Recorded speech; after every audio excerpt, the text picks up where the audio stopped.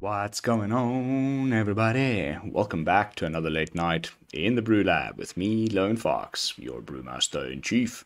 And tonight, in the BrewLab, I'm coming at you with a little episode of spoiler talk, just a little one. And I first want to draw your attention to these gorgeous lands over here. It might actually finally be the time to upgrade my Godzilla lands, which I've been using whenever I need to, like, kit out my brews to the maximum ever since I think they came out with Ikoria. So it's been a while. These are pretty enough that I may consider, upgrading my Godzilla lands. So, very nice with the Phyrexian text and everything. Very, very nice. And I can never remember all the different names for all these different styles, but I guess this is the extended art or whatever. These are also gorgeous. Like, one thing is for sure, you can say whatever you like about Wizards of the Coast, about Magic as a game, about Hasbro and all the drama and this and the artwork has always just been amazing. And this set is not looking, ready to break that trend in any way, shape, or form. The artwork is freaking amazing. But once you get through all of these lands, we get to some actual real cards. And the first one is a blue one. And it's called Blue Sun's Twilight. It's an interesting one. It's one of these gain control cards. We've got a few of them in standard right now. Probably the most played one is the something written. It's that aura. It's a blue aura that people were playing in the Storm the Festival deck a little bit a few months back. But we've also got the blue Invoke the Wind, or whatever it's called. This one's got a nice little, like, upside. So you gain control of target creature with mana value X or less. But if X is 5 or more, then you create a token that's a copy of that creature. So I can just imagine, like, in the best possible scenario, you're making a copy of a Titan of Industry. And you're gaining control of somebody's Titan of Industry and making a copy of it. That would obviously be insane. But I really see these types of cards, or this kind of effect, as a sideboard thing, like control decks that play against some creature heavy matchups. We already saw mono blue, with the Jin, the Haughty Jin, the best of 3 versions, were playing some copies of the blue Invoke to steal Shieldred, something to that effect. So yeah, very cool card. Love the little copy upside thing. We'll definitely play it as soon as it's available, but I don't think it's gonna, like, warp the meta or anything like that. As far as the next card is concerned, very similar kind of final verdict. Another 3 mana red legendary thing that's vying for position with Fable of the Mirror Breaker. And this, we've actually got a goblin. This is another Goblin Artificer. We've actually got a Goblin Artificer in standard right now that's 3 mana that does something very similar. It's like sack an artifact, get one back from the graveyard that mana value less than the sacrificed one or something. This is sack an artifact, you get red mana equal to the sacrificed artifact's mana value, but then it's got the same line of text as the Power Stone, so you can only spend that red mana. So it's basically like red Power Stone mana to cast or activate artifacts. Meh. Like, right now, I don't see what I'm going to be putting else in my deck that's going to make this, like, worth the slot. But next up, we've got another one of these cards. How many of these are they going to print? Boros, little dude that cares about equipments, that doesn't see any play ever. Maybe in limited, but Jor-Kadit is one in a long list of these. The last one only just rotated out. I think it was a dwarf, 2 mana, Boros, did something to do with with equipments. In this case, imagine how hard the setup is. It gets +X until end of turn, where X is the number of equipped creatures you control when it attacks. So first you got to play a bunch of little creatures, and then you got to play a bunch of little equipments, and then you got to spend a bunch of turns and mana equipping those equipments to your creatures. Then you got to play Jor-Kadin. He still doesn't have haste or anything. It would wait. It's only got 2 power, toughness. So really easy to remove. You got to wait till the next turn, unless you've also somehow, whilst figuring out a way of equipping little creatures with equipments and casting and all of that stuff. You've also found a way to give things haste. But then, if you haven't found a way of giving us haste, you've got to wait till the next turn. Finally, he attacks, and ooh, maybe you get like +3/+3, and you get to draw a card. Whoopity-doo. Like, all of that setup, all of that complicated deck building just to get that, it's like really not... Meh. Another, like I said, in a long line of these Boros equipment cards that just doesn't do anything in standard. But next up, we got a reprint that is going to definitely do a lot in standard. This card is if you weren't around when this was in standard, it's a reprint. We've actually got this on Arena right now, people playing it in Historic and whatnot, and Explorer. It's vying for position with all the other insane 4-drops. Black has Sorin, Gix's Puppeteer, Sheoldred. This is another Phyrexian for 4 mana. I don't know which one will win the fight. Maybe you'll end up running both in your mono black. Or the traditional list with this card would play like Gruul and have a bunch of fight spells.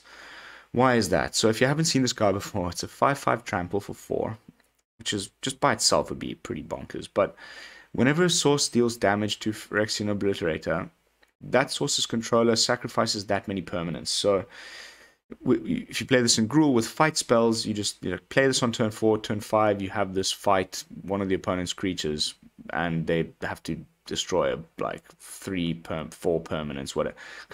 So if they're fighting, it receives damage from the opponent's source, but it's only as much damage as the power of that opponent's creature. So let's say you fight a 3/3. Then the opponent has to sacrifice 3 permanents. It's not that he's going to sacrifice 5 permanents, because it's not how much damage you deal. It's however much damage Phyrexian Obliterator takes. But either way, it's ridiculous. Like, whether you have it in a Golgari, or the opponent eventually has to block this 5/5 Trampler, and every time they do, they're even if they block it with something that's bigger, that actually kills it, they're gonna lose 5 permanents, and then they can't come back from that. That includes lands, of course. So it's really, really strong. I cannot wait to play with it, and I'm dreading to play against it. And I can, yeah. Phyrexian Obliterator, welcome back to standard. The next card I'm also very excited about, Elish Norn, Mother of Machines. So finally we got a Phyrexian Praetor in white. We had Vorinclex, we got Jingataxis, we got Urabrask in red, we got now 2 Praetors in black back-to-back for 2 sets. Finally, white is getting a Praetor, and she's a goodie. Basically doubles your ETB triggers whilst preventing the opponent from getting ETB triggers. The only problem is if you don't set up your deck in such a way that you play cards on turn 1, 2, 3, 4 leading up to turn 5 that benefit from things entering the battlefield, or have some kind of ETB trigger synergy in and of themselves. Otherwise, because you basically want to be playing Elish Norn on turn 5, and there be already things in the battlefield that when she enters will double and you'll get value straight away. Otherwise, you're just playing 5 mana 4/7 Vigilance that does nothing when it enters the battlefield. And sure, 4/7 Vigilance is nothing to scoff at. That's really good stats, but if it just does nothing and then gets removed, it's pretty sucky. So you need to have things on board that are going to benefit from this double triggering when she enters the battlefield. So for the moment, I'm not entirely sure what that'll be, but I'm sure that there will be. I mean, even just something as simple as life gain. Imagine the little life gain triggers with your Voice of the Blessed and Lunark Veteran. Everything that triggers twice. Opponent stuff doesn't anymore. That's good. It's a good card. I just don't really know where to play it yet, but I cannot wait to find out. And then last but not least, we've got Koth, the Fire of Resistance, another 4 mana, Planeswalker in red. We just got Jaya, and I was really excited about that card. I still am. I still want to find a good home for that card, but that's clearly better than this one. And so for that reason alone, I just don't see this meh. I mean, I'm not too hyped about it. Maybe I'm missing something, but most of the time, what you want to be doing with this, because you want to get to the -7. The -7 is good, so you get an emblem with whenever you play a mountain, opponent gets 4 damage. You know, you can do 4 damage to any target. That's obviously really strong, and it does start off with 4 loyalty, and there is a +2. So getting to that 7 isn't impossible, but you need to play like a 1-drop, a 2-drop, a 3-drop. You know, put some creatures, bodies on the board to block. So that when you do play Koth, you don't have to -3 straight away. But I can already tell you that most of the time you play this Planeswalker, you're going to play it at -3. So then it'll do most games 4 damage to a target creature. It's not even creature or Planeswalker. It's not even to any target. It's really only hits creatures the -3. And then you're down to 1 loyalty. And before you get to 7, ooh, okay, you remove one thing with 4 toughness, and then you make your land drops for a few turns, and then you lose your Koth. That's how it's going to go most of the times. And if that is, you know, it's the most typical play pattern with this card, then it's really just not that amazing. You're better off just playing a removal spell, you know. But I may be wrong. You know, there's definitely a way that you can build your deck in such a way so that you can +2. That means next turn it's got 6 loyalty.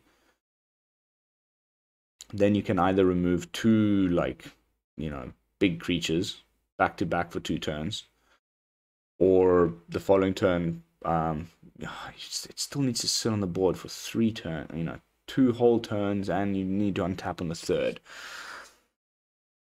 Am I right? +2 goes to 6, yeah. You need a +2 again, goes to 8, and then you get -7. It's too slow. But anyway, that's all I have to say about Koth. Not too interested. So far, the card I'm the most excited about is the Phyrexian Obliterator, of course. Then going on over here, we got a bunch more like spoilers. These, to me, look very confirmed. I would be highly surprised if these turn out to be, you know, fake spoilers or whatever. I think these are the real deal. They're all over Reddit and in Twitter and stuff. I'm not going to read these yet. I'm going to wait for the proper versions to come out. There's some text that's a little bit hard to make out, but it appears as though we got some Planeswalkers that got Phyrexianized as well here with Nissa. This is one that is the hardest to read.